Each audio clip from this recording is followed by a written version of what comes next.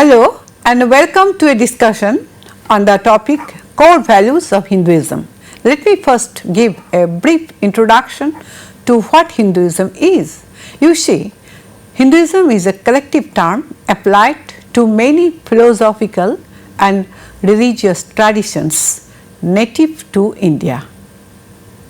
It contains certain core values and beliefs of which are prevalent among its followers, who are known as Hindus, and they are, of course, abide by them. Out of many such beliefs, three are the most important ones. First is Punarjanama or reincarnation. Second is karma or kama, as it is said in Pali, and lastly is dharma. These three beliefs are related to each other in a chain of reasoning, and all of them are very important to the Hindu life. They have been spread among people all over by wandering Brahmins, ascetics and devotional singers through popular media of Katha, Bhajan and Varta. So, you might as well not be surprised if you find even the illiterate residents in remote villages being aware of the values and beliefs of Hindu life.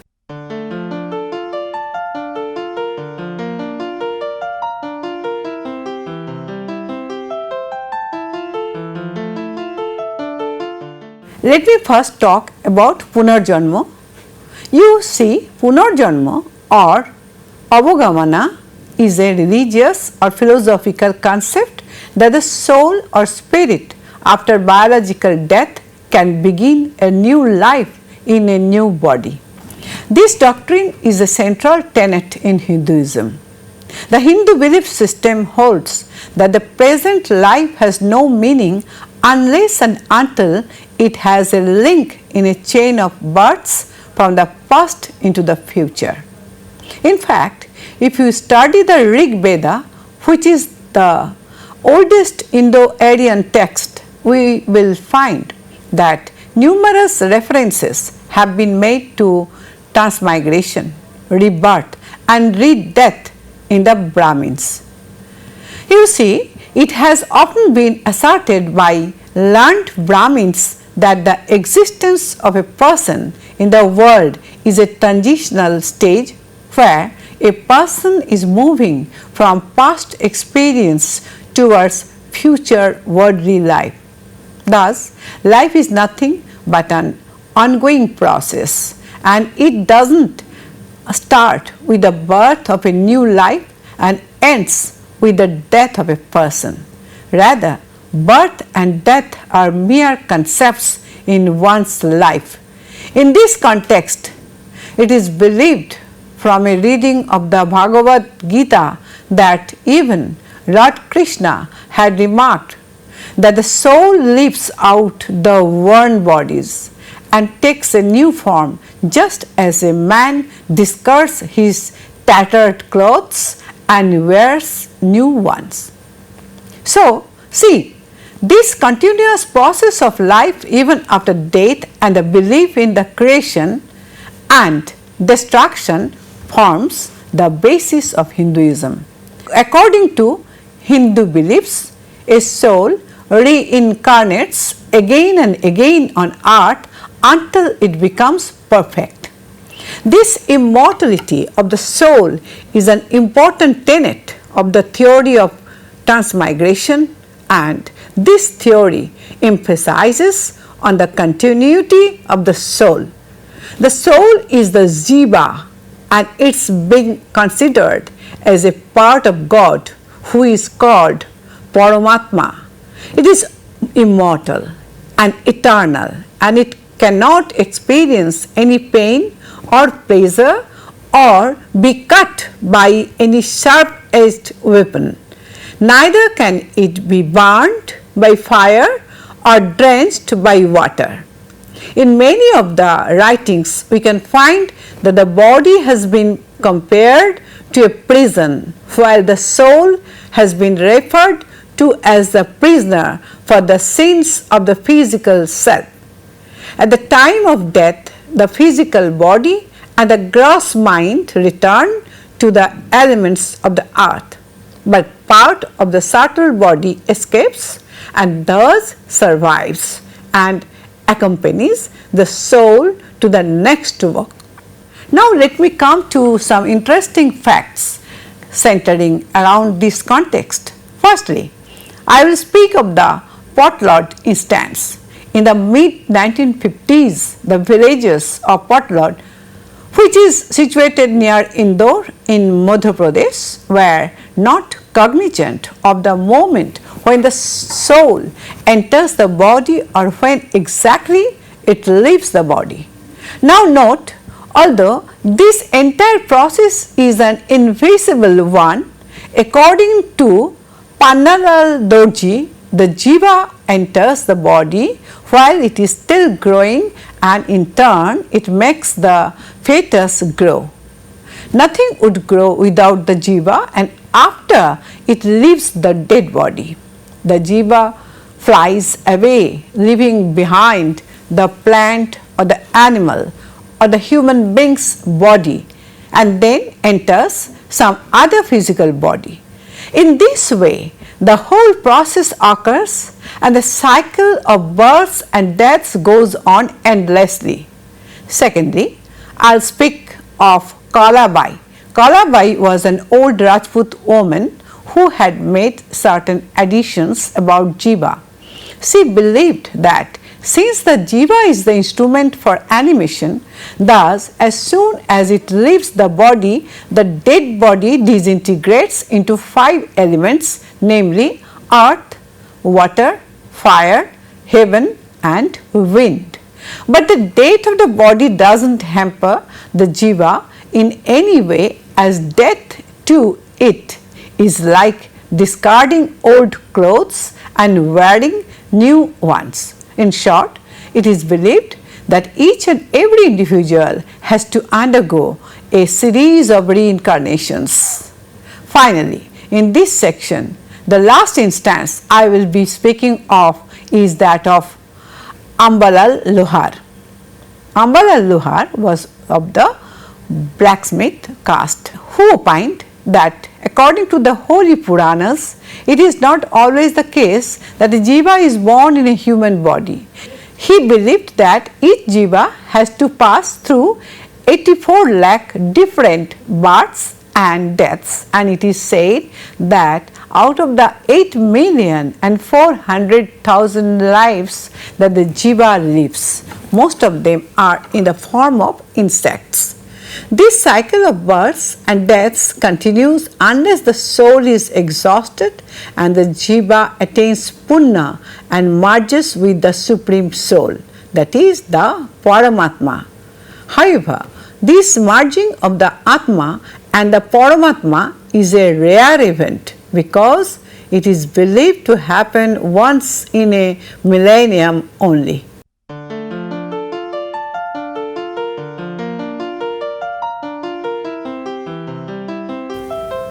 I now move on to karma. Well, karma is a Sanskrit word which means to do or action. In religious terms, it refers to intentional moral actions that affect one's fortunes in this life as well as in the next. It is only from the laws of karma that we can understand why some are born as insects and others as human beings or other creatures. Also, it is only karma that can give us the cause as to why some people are happy, successful and occupy high status in society and others are deprived or less fortune in the case. Karma is actually based in the idea that every action has its reaction and that the type of action and reaction are causally connected. So, a good deed is always rewarded and a bad deed is inevitably punished. The main idea behind is that a man's body, wealth, status, capacities, temperament, birth and experiences taken together acts as a compensation for his previous deeds, be it good or bad. It is inevitable that each and every act in present life has its repercussions in the following life. The redemption will work itself out in a man's passive experience as well as in his other actions. Subsequently, new karmas will be formed from new actions, which will again result in making amendments in another life. In this way, you may note the cycle of karma and reincarnation continues almost endlessly. There is also the concept of bad karma, that which is accumulated as a result of wrong actions. Bad karma is believed to bind a person's soul or atma to the cycle of rebirth, and this leads to misfortune in this life and the life after. A number of questions arise in the human mind about karma. Say, whether the destiny of a soul or atma is predetermined in all aspects, or whether an individual has some power to take part in the forces of natural law that determine one's destiny. Of course, there are a multiple of views in this context. Some believe that an individual can do nothing about the destiny of karma, as they are unable to take part in the working of the forces of natural law. According to them, karma is a cruel, divine law that no one can change. Every action in this present life is a result of the behavior in the past life, and so it is not possible for a person to act in the way he wants to.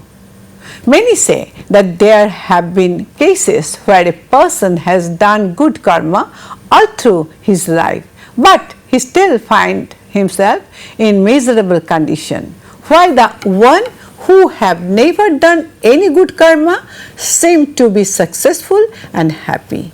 But you must note here that this particular view is commonly held by poor and illiterate people. Coming to an interesting point among the Hindus, see, people believe that in the court of Yama, who is the lord of death, there is a clerk named Chitragupta who records every action performed by every individual in his book. It is believed that nothing can be hidden from him, as he can read individuals' mind and thoughts. Whenever a person does good karma, he is credited with a merit entry, and as for the bad karma, he is credited with a demerit entry. After the death of the person, he is taken to the court of Yama, and Chitragupta reads out the record of his thoughts and actions. After balancing out his account, if it is found that his good karma exceeds his bad karma, then he is sent to heaven, and he is to reborn in a better form of worldly life. But if the bad karma exceeds good karma, then he is sent to hell and is reborn in a baser form of life. In the previous section, I spoke about the jiva. You see, jiva is influenced by a person's conduct, behavior and deeds. To put in simpler words, a person with good deed will become good, and he who does bad deed will become bad. And thus it is said that a person is full of desires, and his desire is related to his will. That will eventually be connected to his deed, and as a result to his evolution.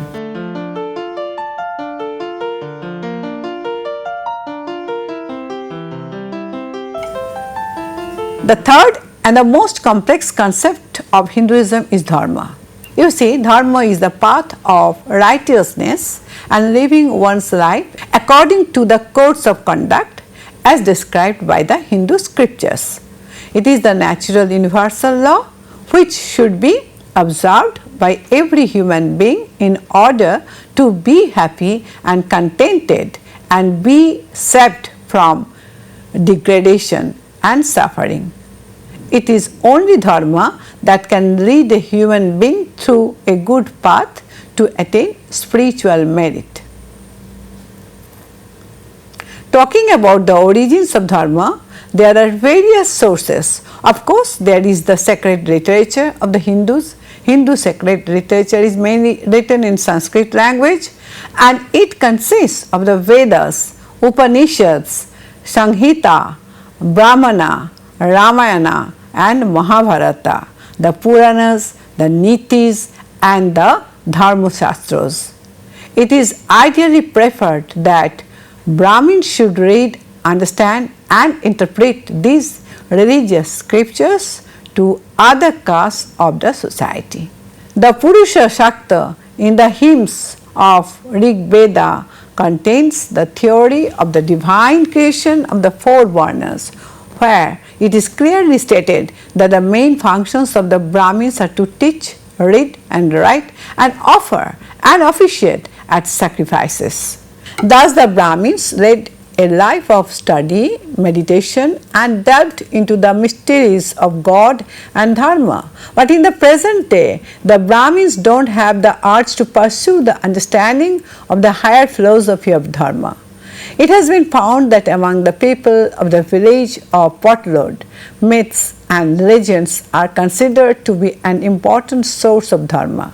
An example can be given of the myth of Savitri-Satyaban, which describes the story of a just woman who revived her dead husband from the god and acquired three boons from him, the first being long life and prosperity of her husband, the second was a son and a heir for her father, and the third for the lost throne of her father-in-law. There are also many myths and legends surrounding Lord Rama in his conquest over the Rakshasa king Ravana. Hanuman was also associated with numerous legends for his service towards Rama. Hanuman worship is very popular among villagers of all castes, and so is the worship of Ganapati or Ganesha that also involves myths and legends. All these stories, legends and myths have a moral in them, and the moral is being emphasized when the myth is being told in a particular ritual occasion. Many songs are also associated with these myths known as Bhajans, which are sung at the time of the performance of the rites. Rama Charit Manas is also an important sacred book popularly read in the villages. It is actually a modified version of the Ramayana that was written by a 17th century poet Tulsidas in Hindi language. The book is divided into 7 divisions and has depicted Rama as an ideal man in every sphere of life. He has been referred to as an incarnation of God Vishnu and has been regarded as a man of rights for his righteous conduct and behavior, who did everything in order to live according to Dharma. Yet another popular sacred text that is widely read is the Bhagavad Gita or Gita. The Gita is written in Sanskrit language and is divided into 18 chapters. It contains the message given by Lord Krishna to Lord Arjuna just before the great battle of Bharata, and also the ways suggested by Lord Krishna for the emancipation of the human soul from the cycle of rebirth and karma. It is regarded as the doctrine of karma, dharma and rebirth. You see, many believed that the nature of dharma is very complex, and it tends to be so for the uneducated and illiterate people. But of course, it cannot be denied that the principles of dharma are very enriching and deep, and that tradition can be said to be an important and best sources of dharma. And since traditions vary from region to region and from one caste to another, naturally people draw from and imbibe the tradition of their respective castes.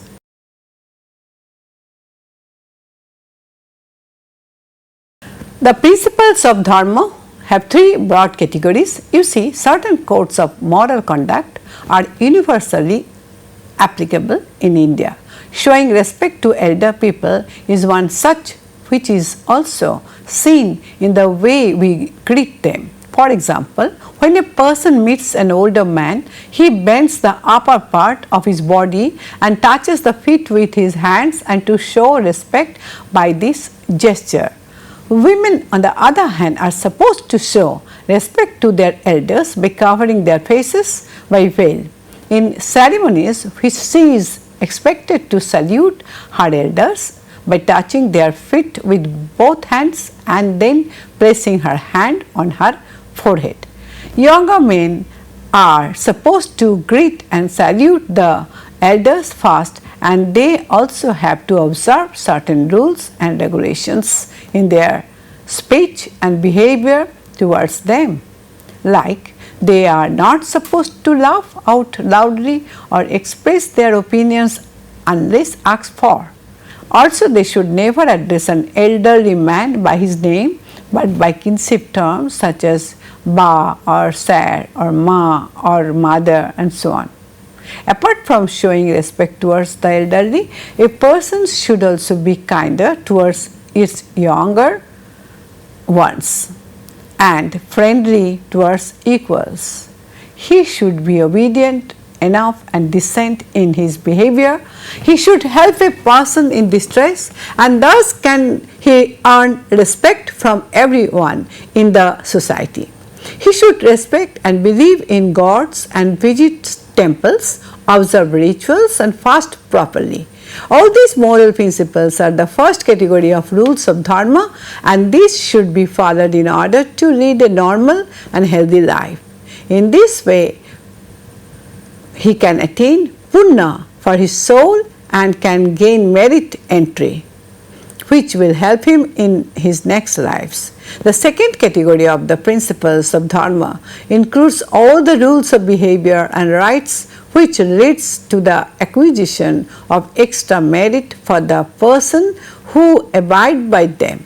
These include giving alms to Brahmins, mendicants, temples, to the needy, wells and tanks, special devotion to gods, Brahmins and cows. Of course, those who want to earn extra punya can follow several traditional paths, like they can read scriptures to gain an insight of the divine knowledge, or carry out meditation and self-concentration, or may perform special worships and sacrifices, or may bathe in the waters of the 7 sacred rivers to wash off their pap and gain punya. All these acts are considered to be pious, and one who follows this is considered to be a righteous man and is respected by all. The third category of the principles of Dharma includes the rules that are regarded as the most important ones. These include the rules which are prohibited and are asked not to do. The prohibitions are based on the ideas of purity and pollution, which are believed to have a ritual sanction, deeply rooted in mystical beliefs, and are thus termed as ritual rules rather than moral rules. The everyday life of a person revolves around these ritual prohibitions. If they are violated, it may lead to pollution of the person involved. Moreover, if a person commits a prohibitory ritual act, then not only he becomes polluted, but he is also said to pollute and be a potential threat to the entire community. Thus, those who indulge in committing ritually prohibited acts are considered as impure, resulting in the loss of his group status and expulsion from his caste. However, the expelled member can be readmitted in his caste by certain religious and social traditions. This too involves three acts: the admission of his guilt by the expelled person, his penalization by the caste members, and his readmission by symbolic act of co-dining. The main function of the penance is to restore the person to his group and to his normal ritual status, and in this sense it is a purificatory ritual.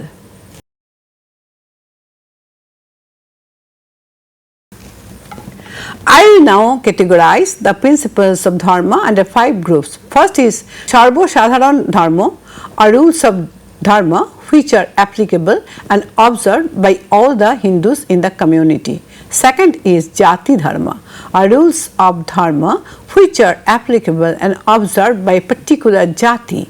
Third is Kula Dharma, or rules of Dharma which are common to and are observed by a Kula.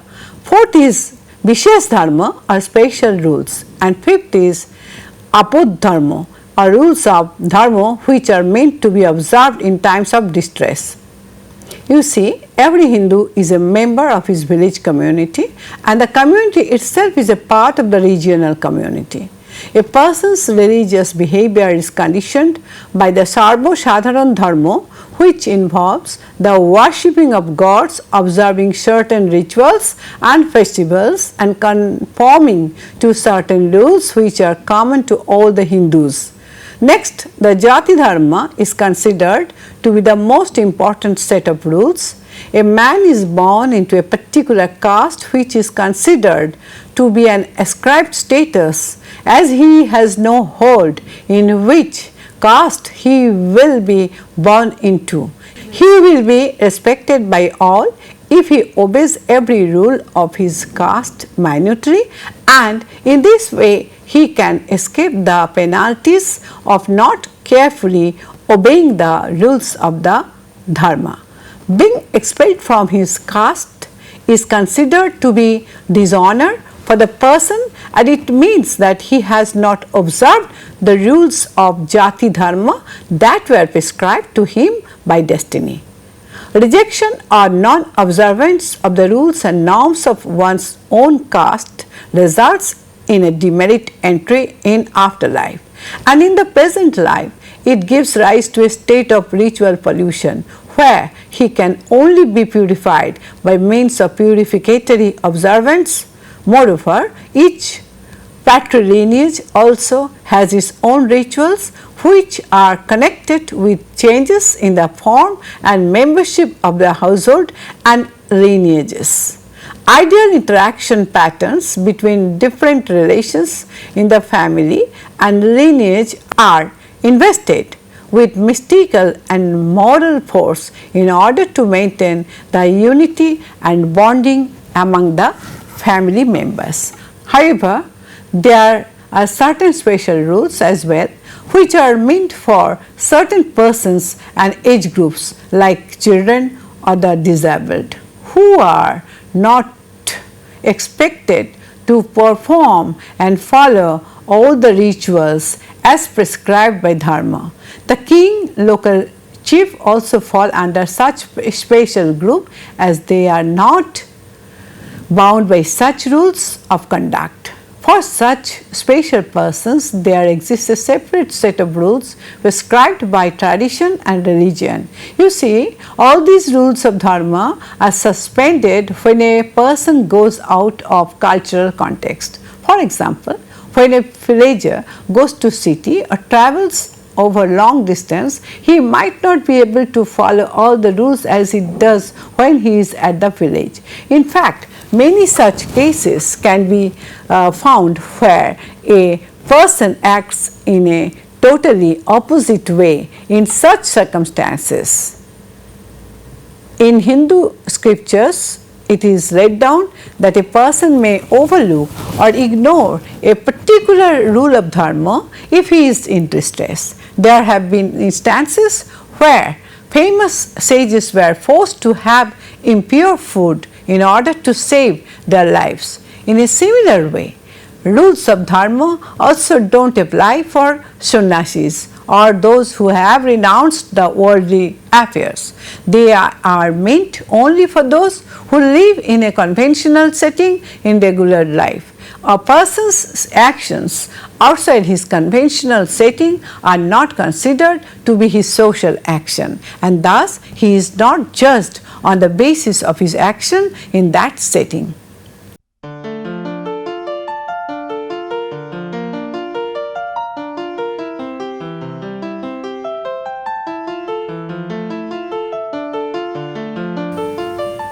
In conclusion, it can be said that if we consider socially, Dharma is composed of all the moral rules and ethical codes, beliefs, concepts and theories that holds a society together.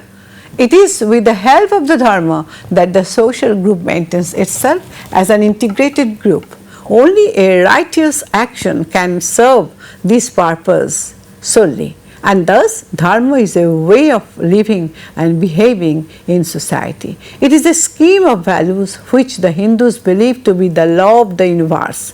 Most of the Hindus believe that if the principles of Dharma are not properly abided by, or the rites and rituals not performed correctly, it will lead to chaos and disorder in the society, and eventually society will come to an end and wither away. With this, we come to an end of the discussion of the module entitled Core Values of Hinduism. We will meet again in some other discussion on some other topic. Thank you.